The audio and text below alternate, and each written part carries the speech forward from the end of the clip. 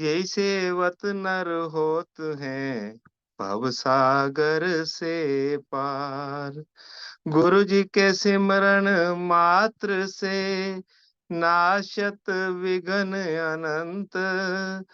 तासे सर्व आरंभ में त्यावत है सब संत। परम प्यारे सतगुरु की चुनी हुई प्यारी पुनीत आत्माओं, अपने मन मंदिर में श्री परमहंसों के पावन सुंदर दर्शन दीदार करते हुए एवं अपने प्यारे हाजरा हजूर का प्यारा प्यारा आशीर्वाद प्राप्त करते हुए बड़े ही प्रेम से मिलकर बोलो जयकारा। बोल मेरे श्री गुरु गुरु महाराज महाराज की की जय। जय। आवाज आ रही है सब गुरुमुखों को हमसे? हाँ जी, बहुत अच्छी आ रही है जी। जी। चुन चुन के शब्द ने मैं तेरी जय जयकार लिखूं। चुन चुन के शब्द ने मैं तेरी जय जयकार लिखूं। तेरे दरबार की महिमा या तेरे अनगिनत उपकार लिखूं। तेरे विरह की वेदना लिखूं या तेरे मिलन की झनकार लिखूं। अब तू ही बता हारा वाले कि इतने थोड़े से शब्दों में कैसे अपना सारा प्यार लिखूं। बोलो जयकारा। बोल मेरे बोल श्री श्री गुरु गुरु महाराज महाराज की की जय। जय। परम प्यारी साध संगत जी, जैसे कि वर्णन हुआ कि थोड़े से शब्दों में इस सतगुरु की महिमा हम कैसे गा सकते हैं, कैसे लिख सकते हैं। जैसा कि हम सब ने श्रवण किया है बहुत बार कि वेद भी सतगुरु की महिमा नहीं गा सकते। सातों समुद्रों की स्याही बन जाए, सारी धरती की जो है लेखनी कागज बन जाए तो भी नहीं सतगुरु के गुण लिख गाए जा सकते। तो हम इस छोटी सी जीवा से कैसे क्या सतगुरु के गुणगान गा सकते हैं। सब लोगों ने, सब प्रेमियों ने गुरु महाराज जी की असंख्य लीलाएं श्रवण की हैं, पढ़ी हैं एवं अनुभव की हैं अपने जीवन में। अगर एक एक प्रेमी गुरुमुख को समय दिया जाए, उसको कहा जाए कि आप अपने साथ या अपने आसपास के प्रेमियों के साथ घटित हुई हुई लीलाओं का वर्णन करें, तो शायद एक एक अमर ज्योति जो दर्शन ग्रंथ बना है उससे भी बड़ा ग्रंथ हर प्रेमी गुरुमुख लिख सकता है या लिखवा सकता है। ऐसी ही लीलाओं में से आज हम कुछ लीलाओं को साझा करते हैं। एक दिल्ली का गुरुमुख परिवार श्री श्री 108 श्री पंचम पातशाही जी जब इस रूहानी तख्त पर विराजमान थे, उस समय की बात है। प्रेमी गुरुमुख परिवार है, उनका श्री दरबार में काफी आना जाना है। ये भी एक बात संयोग की है कि श्री श्री 108 श्री पंचम पातशाही जी ने एक बार उन भगत जी से मौज में आकर फरमाया, श्री प्रयाग धाम में दर्शन करने के लिए भगत जी गए थे कि भगत जी आप साल में कितनी बार दर्शन करने आते हैं। भगत जी ने करबद्ध विनती की कि सतगुरुदेव, जैसे आपकी मौज होती है, लगभग 3-4 बार साल में दर्शन हो ही जाते हैं आपकी कृपा से। तो श्री गुरु महाराज जी ने मौज में आते हुए ये फरमाया कि आपकी जेब में कागज पेन है। भगत जी ने कागज पेन निकाला तो श्री गुरु महाराज जी ने फरमाया कि आप लिखो, जनवरी में आपने श्री प्रयाग धाम आना है, फरवरी में आपने श्री आनंदपुर आना है, मार्च में श्री संत नगर आना है। ऐसे ऐसे जब फरमाने लगे, फिर क्या मौज उठी। फरमाया क्या लिखा है? भगत जी ने बताया जो लिखा था, कहने लगे सब काट दो और बस इतनी ही बात ध्यान रखो कि आपने साल में कम से कम साल में कम से कम 12 बार श्री दर्शनों के लिए आना है। हम जहाँ पर भी हों, वहीं पर आपने आना है, चाहे अनंतपुर हो, चाहे प्रयाग धाम हो या किसी भी स्थान पर हम हों, आपने साल में कम से कम 12 बार दर्शनों के लिए आना है। तो भगत जी ने नतमस्तक होते हुए, अपने धन-धन भाग मनाते हुए श्री गुरु महाराज जी का धन्यवाद किया और विनती की कि प्रभु आप कृपा करेंगे तो सब संभव हो जाएगा। तो उसके बाद भगत जी ने नियम बना लिया, कृपा श्री गुरु महाराज जी की, कि वो कोशिश करते कि साल में 12 से कम ना रहे, चाहे 13 बार हो जाए, 14 बार हो जाए। 1 महीने में कोशिश करते वो भले ही 2 बार जाना पड़े, फटाफट अपना पूरा कर लूँ, कहीं अंत में साल के जाना ना हो पाए, तो कहीं गुरु महाराज जी का जो हुक्म है, उसमें कमी ना रह पाए। तो एक बार वो अपने परिवार के साथ श्री आनंदपुर में श्री दर्शनों के लिए गए। छोटे दर्शन हॉल में तब समय मिला करता था। श्री गुरु महाराज जी में के चरणों में उपस्थित हुए, परिवार साथ था, उनकी भगत्यानी, दोनों बेटियां और बेटा भी साथ था। उनकी बेटी बड़ी जो उस समय विदेश जाने के लिए पढ़ाई की तैयारी कर रही थी, टेस्ट वगैरह क्लियर हो गया था, सब कार्रवाई पूरी हो चुकी थी, बस जो फॉर्मेलिटी थी वो पूरी होनी थी, कागज़ वगैरह जमा होने थे। अब जब वहाँ श्री दर्शनों के लिए पहुँचे, श्री चरणों में उपस्थित हुए, तो उस परिवार ने, भगत जी ने कभी अपनी दुनियावी चीज़ों के लिए कभी श्री चरणों में कोई विनती, प्रार्थना नहीं की थी। उस दिन संयोग से लंदन में जो आदरणीय श्रीमान महात्मा जी रहते हैं, वो आए हुए थे वहाँ और श्री गुरु महाराज जी के पास निजी सेवा में चरणों में खड़े थे। क्या प्रेरणा हुई गुरु महाराज जी की, कि भगत जी ने ये विनती कर दी कि स्वामी जी, ये बड़ी लड़की अब लंदन में पढ़ने के लिए जाएगी। अब उनका ख्याल शायद ये रहा भगत जी का कि आदरणीय महात्मा जी यहाँ खड़े हैं, श्री गुरु महाराज जी के चरणों में विनती होगी तो सिफ़ारिश लग जाएगी और प्रभाव पड़ेगा। बिटिया वहाँ जाएगी लंदन में तो कुटिया पर आना-जाना होगा, तो उसकी अच्छे से संभाल हो जाएगी। अब करनी मालिक की करन करावन हार, एकदम आगे होते हुए सिंहासन से बोले, क्या भर कह रहे हो आप? भगत जी ने विनती की, स्वामी जी, ये लड़की अब विदेश में पढ़ने के लिए जाएगी। एकदम रो में आते हुए महापुरुष, जिसको हम वैसे साधारण लोगों के कहते हैं कि गुस्से में आए, रो में आते हुए यानी जोश में आते हुए फरमाने लगे, क्यों? इंडिया में पढ़ाई नहीं है? भारत में क्या पढ़ाई नहीं होती? नहीं, इसको बाहर नहीं भेजना। हम अपने पास रख के इसे पढ़ाएँगे, इसको बाहर नहीं भेजना। भगत जी एक बार बच्ची की तरफ देखें, एक बार श्री गुरु महाराज जी की तरफ।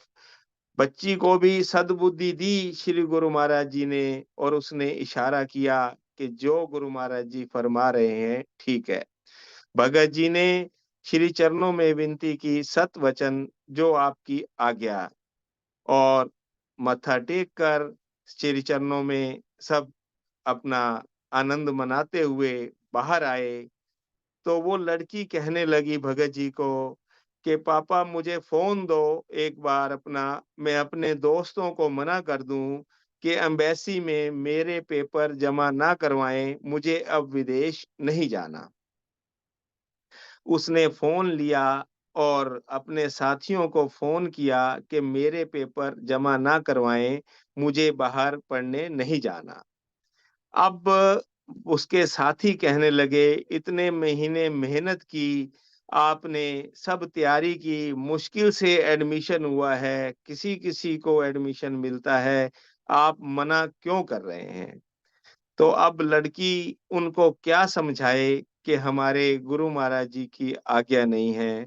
उसने कहा कि मेरे पापा मना कर रहे हैं कि मैं विदेश आपको नहीं भेजूँगा। बच्चों ने खूब कहा कि आपके पापा भी कमाल हैं, पहले सब तैयारी कर दी, खर्चा कर लिया, अब मना कर रहे हैं। खैर, वो लड़की बाहर पढ़ने नहीं गई। प्रेमियों, उस समय तक यहाँ ज़्यादातर कॉलेजों के फॉर्म भरे जा चुके थे और उस लड़की ने यहाँ किसी कॉलेज में एडमिशन लेने के लिए तैयारी भी नहीं की थी। करनी मालिक की, त्रिलोकी के मालिक जब फरमा रहे हैं कि हम उसे अपने पास रख के पढ़ाएँगे, तो उस बात में क्या संशय? संत वचन पलटे नहीं, चाहे पलट जाए ब्रह्मांड। ऐसी प्रेरणा हुई कि उनकी कॉलेज की मैडम का फ़ोन आया एक दिन बाद कि गोखले यूनिवर्सिटी पुणे में फ़ॉर्म निकले हुए हैं, आप वहाँ अप्लाई कर दें एडमिशन के लिए क्योंकि ज़्यादातर जगहों के फ़ॉर्म अब डेट जा चुकी है। लड़की ने वहाँ अप्लाई कर दिया, कोई विशेष तैयारी नहीं थी, लेकिन रिटन टेस्ट दिया, इंटरव्यू दिया और वहाँ उस मालिक ने अपनी छड़ी उसके सिर पर रखते हुए ऐसा संयोग बनाया कि उस लड़की का वहाँ एडमिशन हो गया और कॉलेज में उसको छठा स्थान मिला एडमिशन के लिए। तो प्रेमी गुरमुखो, उसने 2 साल वहाँ पुणे में रहकर पढ़ाई की। आप सब जानते हैं कि पूना से श्री प्रयाग धाम कितना पास है। जब-जब भी मौका मिलता, वो लड़की श्री दर्शनों के लिए श्री प्रयाग धाम चली जाया करती। शनि, इतवार को तो हमेशा वो जाती ही जाती और जब भी वहाँ श्री गुरु महाराज जी कृपा करते, दर्शन होते, तो वहाँ वो ज़रूर चली जाया करती। भले ही शाम को जाए, रात को वापिस आए, कैसे भी। और वहाँ शनि, इतवार को दरबार में जाकर ऑफिस में सेवा भी करती और सब वहाँ जो है लाभ उठाती, लंगर का, प्रसाद का और सब जो है सत्संग का भी। जब-जब भी मौका मिलता, उसके परिवार के भी लोग जाते वहाँ दर्शनों के लिए। इतनी कृपा गुरु महाराज जी करते, एक बार वो भगत जी यानी उस लड़की के पिताजी श्री प्रयाग धाम गए दर्शनों के लिए, तो लड़की भी वहाँ पहुँची और जब श्री चरणों में उपस्थित हुए, तो श्री गुरु महाराज जी फरमाने लगे, आदरणीय महात्मा जी को जो पास खड़े थे, कि पूना से लड़की पूना में पढ़ती है, यहाँ आती है, क्या हमारी सवारी यहाँ से रोज नहीं आती-जाती कि ये सुबह चली जाए और शाम को कॉलेज से पढ़कर आ जाए, यहीं श्री प्रयाग धाम में ही रहे। तो आदरणीय महात्मा जी ने विनती की कि श्री गुरु महाराज जी सवारी तो आती जाती है, लेकिन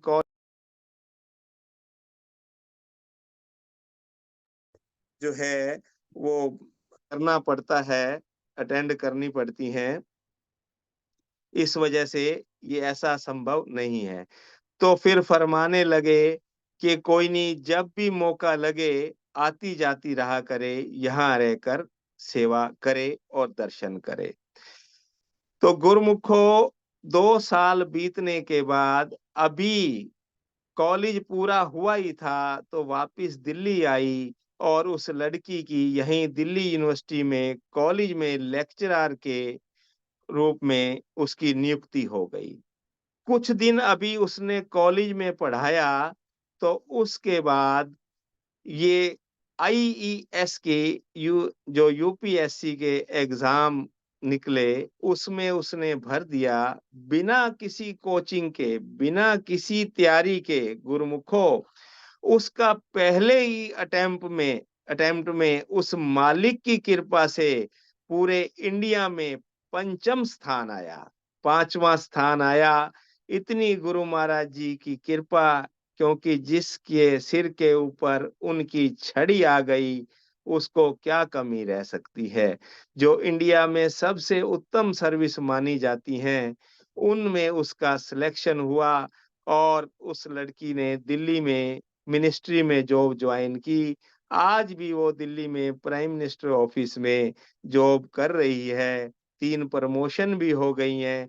तो ऐसी है हमारे सतगुरु दाता दयाल की कृपा लीला, किस-किस पे नहीं हुई, ऐसा कोई वंचित नहीं। हम रोज पढ़ते हैं, गुरु जी की कृपा सब पर भारी, जो समझे वो है अधिकारी, जो ना समझे नाकारी। आप जैसे विचारवान गुरुमुख सब उस मालिक की कृपा को डेली अनुभव कर रहे हैं और उस कृपा सब पर बस बरस रही है और उसका आनंद भी ले रहे हैं। बस उनकी कृपा को पाने का एक ही तरीका है, वो सब आप गुरुमुख प्रेमी अच्छे से जानते हैं। हमने हमेशा सुना है कि उस प्यारे सतगुरु ने अपनी प्यारी रूहों को चुना है। उस प्यारे सतगुरु ने अपनी प्यारी रूहों को चुना है। आओ अब हम वो करें जो अपने सतगुरु से सुना है और अपने सतगुरु से हम नित्य प्रति क्या सुन रहे हैं? यही कि जो भक्ति के 5 नियम हैं, उनका बड़ा ही श्रद्धा से नित्य प्रति प्रेम पूर्वक हम पालन करें और 2 घंटे का जो भजन अभ्यास हमारे सतगुरु हाजरा हजूर जी हमें फरमा रहे हैं, श्री गुरु महाराज जी की, श्री परमहंस दयाल जी की आज्ञा हमें सुना रहे हैं, प्रतिदिन हर सत्संग में श्रवण करने को मिलती है। वो गुरुमुखों 2 घंटे का भजन अभ्यास हमने बैठकर करना ही करना है। 1 बार में करें, 2 बार में करें, 4 बार में करें और श्वास-श्वास, श्वास-श्वास, श्वास-श्वास, पल-पल जो सिमरन है मालिक का, वो करते ही रहना है।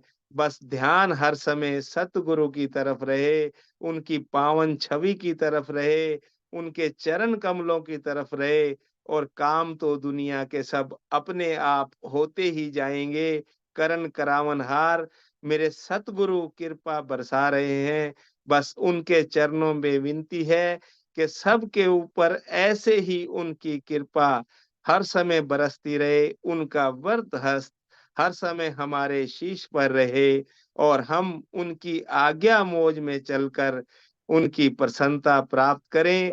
लोक परलोक के तो जिम्मेवार वो हमारे है ही हैं। आज के इस सत्संग की, इस आनंद की सबको प्रेम पूर्वक जय सच्चिदानंद और बहुत-बहुत बधाई हो। एक बार सब प्रेम से मिलकर बोलो जयकारा, बोल और मेरे श्री गुरु महाराज की जय।